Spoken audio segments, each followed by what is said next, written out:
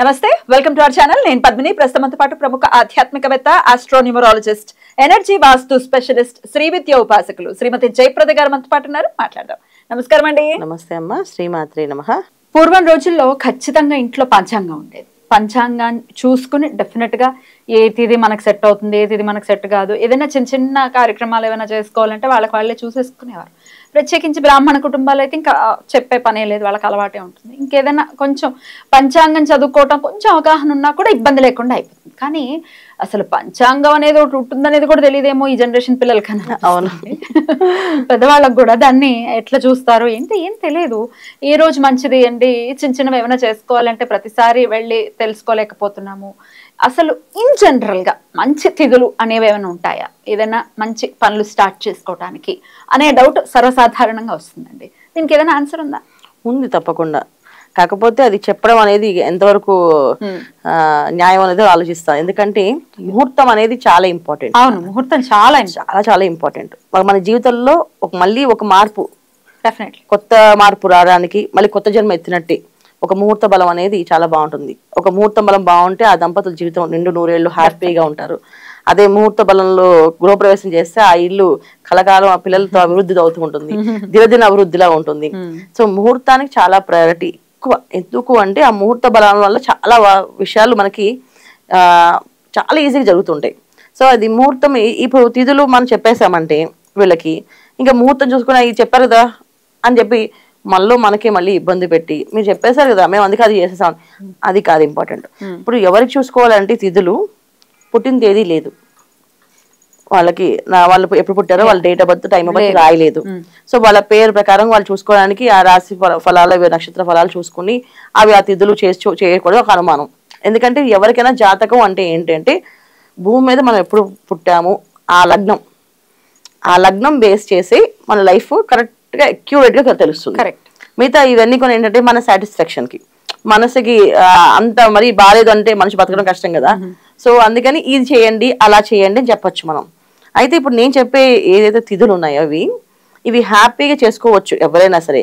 కాకపోతే ఏంటంటే వాళ్ళకి డేట్ ఆఫ్ బర్త్ లేకపోతే, time of birth date of birth లేకపోవడం, లేకపోతే అందుబాటులో సిద్ధాంతుల దగ్గరికి వెళ్ళి చెప్పించుకునే పరిస్థితి లేకపోయిన వాళ్ళకి ఈ తిథులు వర్తిస్తాయి. సో మనకి తిథులు అంటే తెలుగులో మనకి విధియ, తదియ, చవితి, పంచమి అలా ఉన్నాయి కదా. సో వీటిల్లో తీసుకుంటే విధియ, తదియ హ్యాపీగా కళ్ళు మూసుకుని చేసేవచ్చు ఏ పనికైనా. ఎందుకంటే విధియకి అధిపతి బ్రహ్మ. సో బ్రహ్మదేవుడిగా సృష్టించిన మొత్తం అందరు నేను ఆయన పెట్టిన ముహూర్తాలే కదా నేను. సో విదే రోజు చేస్తే విజయాలే సాధిస్తారు. ఏంటి విధాతది తదియ రోజు పార్వతి అమ్మవారిది అంటే ప్రకృతి. సో ఆవిడే సృష్టించింది అంతే కదా. సో అందుకే విధియ తదియ రోజున కళ్ళు మూసుకొని ఏ పక్షమైనా సరే విద్యా తదియాలో మనం ఏమి చూసుకోకుండా చక్కగా చేసుకోవచ్చు. అయితే ఇక్కడ మంగళవారం రాకుండా చూసుకోవాలి. మంగళవారము మళ్ళీ శుక్రవారము రాకుండా. సో మిగతా రోజులు బుధవారం, గురువారం ఇవన్నీ కూడా విద్యా తదియాకి చాలా సూపర్ గా పనిచేస్తాయి.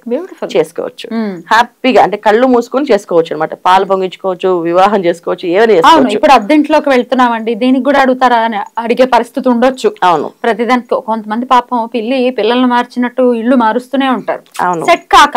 అవును, అప్పుడు ఎన్నిసార్లనే ముహూర్తం పెట్టించుకుంటామండి అన్న డౌట్ కూడా వస్తుంది పాలు పొంగించడానికైనా.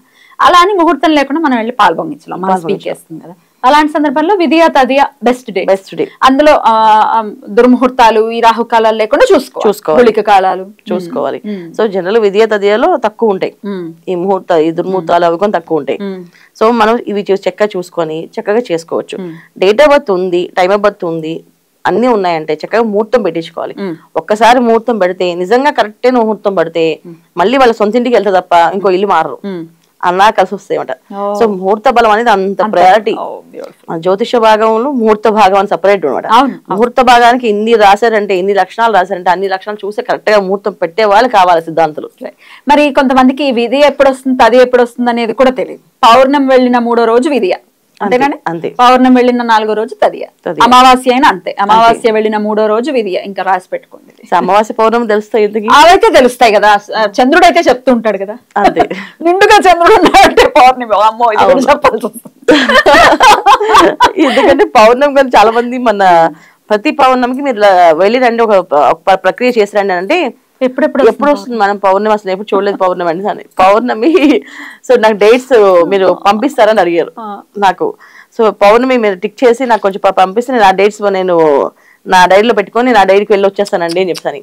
సో అలాగ ఉన్నది పరిస్థితి. అందుకని అసలు నిజంగా చంద్రుడిని చూస్తే తెలిసిపోతుంది. కాకపోతే పాడ్యమి నాడు తెలియదు కదా, పాడ్యం కాదు చతుర్దశి నాడు కూడా నిండు చంద్రుడే ఉంటాడు కదా ఇంచుమించుగా.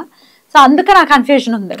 కానీ అసలు తెలుగు క్యాలెండర్ పెట్టుకోవటం, దాన్ని చూడటం రోజుకోసారి కదా, తిథులు తెలుసుకోవటం అనేది మినిమం థింగ్. అవును. కాకపోతే పౌర్ణమి పొద్దున్న సాయంత్రం ఈ తిథులు వాళ్ళు కొన్ని పౌర్ణములు పొద్దున వెళ్ళిపోతే కొన్ని పౌర్ణమి సాయంత్రం దాకా ఉండదు.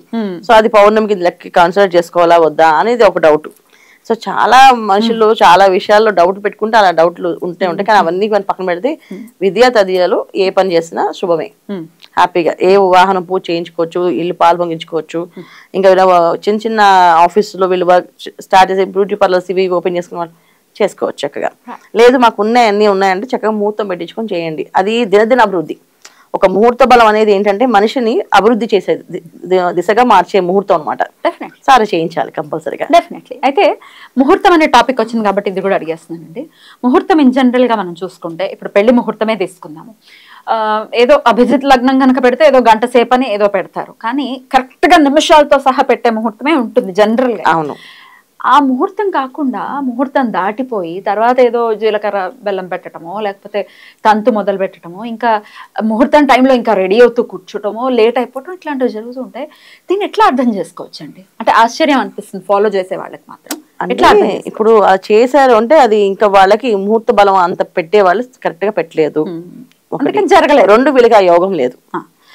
ఒకవేళ ముహూర్త బలం పెట్టిన మంచి ఆయన బాగా సూపర్ పెట్టారు, కానీ వీళ్ళకి ఆ యోగం లేదు ప్రస్తుతం. భార్యాభర్తలు ఇద్దరు నంబర్ కాంబినేషన్స్ లో యాంటీ కాంబినేషన్స్ కానీ భార్యాభర్తల మధ్యలో ఆ నక్షత్రాలు కానీ ఏమైనా కలవకపోయినా, జాతకం కలవకపోయినా వీళ్ళకి ఆ ఇబ్బంది కలుగుతుంది, ముహూర్తం దాటుతుంది. సో ఎప్పుడైతే ముహూర్తం దాటి చేశారో కార్యక్రమం ఇంకా పెళ్లి నిలబడుతుంది బాగుంటుంది అనేది కొంచెం ఇబ్బందిగా అనుకోవాల్సింది. సో అందుకే ముహూర్త బలం ఎవరైనా పెళ్లి కార్డు ఇవ్వగానే ఎన్నింటికి ముహూర్తం అని అడుగుతాం, పెళ్లి అని అడగం, ఎప్పుడు పెళ్లి అని అడగము, ఏం పెడుతున్నారు భోజనాలు అని అడగం, ముహూర్తం ఎన్నింటికి అని అడుగుతారు. సో ఎందుకంటే ఆ ముహూర్త టైంకి అందరూ వెళ్ళి ఆస్వాదించాలి, అక్షంతలు వేయాలి. ఏ చేయి చలవ చేయతోటే వాళ్ళు నిండు నూరేళ్ళు ఆ దంపతులు ఉంటారని చెప్పి ప్రతి ఒక్క దంపతులు సమేతంగా రండి అని చెప్పి పిలుస్తారు. గెస్ట్లు వచ్చేస్తున్నారు కానీ హోస్టల్ రావట్లేదు కదా, అదే బాధ. వచ్చి చేసుకోవాలి కదా ముహూర్తం అన్నప్పుడు. నిర్లక్ష్యం అనేది పనికి రాదు, అంతేనండి? ఖచ్చితంగా. అంటే పెళ్లి అంటే పెళ్లిలాగే చేయాలన్నా, అది ఈవెంట్ లా చేయకూడదు. ఇప్పుడు అందరూ ఏంటంటే పెళ్లిని ఈవెంట్స్ చేస్తారు. సో లైఫ్ అనేది ఒక పార్టీ లాగా అయిపోయింది. సో పార్టీ అయిపోయి ఎవరిదారు వాళ్ళే, అలాగే పెళ్లి అయిన తర్వాత ఎవరిదారు వాళ్ళే అన్నట్టుగా భార్యాభర్తలు కూడా అంతే. నచ్చితే కంటిన్యూ చేస్తున్నారు, నచ్చకపోతే నీ దారి నాది, నా దారి నీదని చెప్తున్నారు. సో అలాంటి ఇబ్బంది రావడానికి కారణం ఏంటంటే మనం పెళ్లికి ఎంత ఖర్చు పెడతారో కానీ జాతకాలకి ముహూర్తాలకి ఖర్చు పెట్టుకోరు వీళ్ళు. అసలు ఒక 10 మంది జ్యోతిషులతో చూపించి అందరూ ఓకే అన్నాక అప్పుడు చేయాలి. లేదండి వాళ్ళు ఒకరు అంటారు, వీళ్ళు ఒకటి చెప్తారు, వీళ్ళు ఒకటి చెప్తారు, కన్ఫ్యూజ్ చేస్తారు. అందుకే